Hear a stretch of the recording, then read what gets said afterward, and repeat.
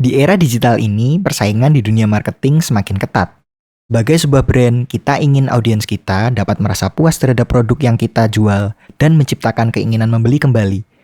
Singkatnya, kita ingin selalu berada di top of mind audiens kita. Perkembangan teknologi yang sangat cepat membuat kesempatan brand lebih besar untuk mencapai audiensnya.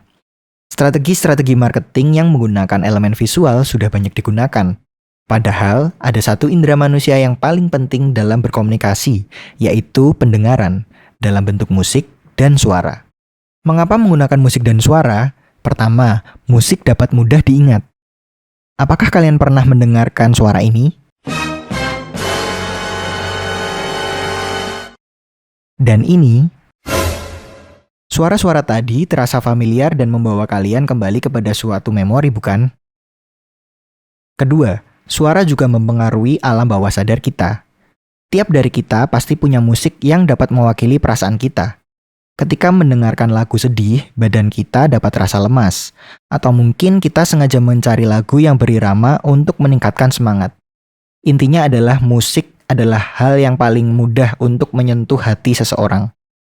Ketiga, riset menemukan bahwa suara lebih cepat 22% dikenali daripada penglihatan, dan suara yang tepat akan lebih mudah 96% diingat kembali. Sebagai contoh, apakah kalian ingat brand dengan suara seperti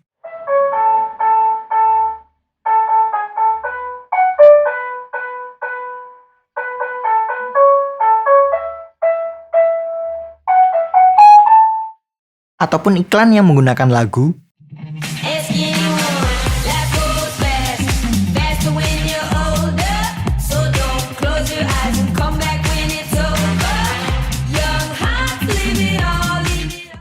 Apabila kalian mengenali brand yang terasosiasi dengan musik ini, itu adalah contoh efek penggunaan musik dan suara untuk sebuah brand. Jadi, apa itu audio branding? Audio branding adalah sebuah representasi identitas brand dalam bentuk musik dan suara yang unik dan konsisten, digunakan di seluruh media sehingga dapat membuat orang dapat mengingat sebuah brand hanya dengan suara. Seperti identitas visual, identitas audio terdiri dari berbagai aset seperti audio logo, audio tematik, audio bumper, brand voice, jingle, soundscape, UX sounds, dan berbagai koleksi musik lainnya. Bagaimana cara membuat audio branding yang tepat untuk mencapai tujuan bisnis? Ada 3 hal yang perlu kita perhatikan sebelum membuat audio branding. Yang pertama adalah konsep. Pastikan bahwa musik dan suara yang kita buat sesuai dengan identitas brand dan nilai yang ingin disampaikan. Karakteristik brand dan audiens yang dituju sangat menentukan proses pembuatan DNA. Tahu identitas suara? Ini berhubungan erat dengan poin nomor 2 yaitu fungsi. Evaluasi terhadap bagaimana dan di mana brand berinteraksi dengan audiens, terutama dengan media suara, harus dilakukan untuk memastikan bahwa brand dapat memberikan pengaruh yang besar dan tepat melalui audio branding. Poin ketiga, storytelling, adalah bagaimana cerita yang kamu bawa agar brand terdengar benar-benar unik, dekat dengan audiens, dan inklusif. Setelah ketiga poin tadi, kamu dapat memulai penerapan audio branding di berbagai tempat. Iklan TV, YouTube, Instagram, TikTok, toko, event, podcast, hingga pada aplikasi.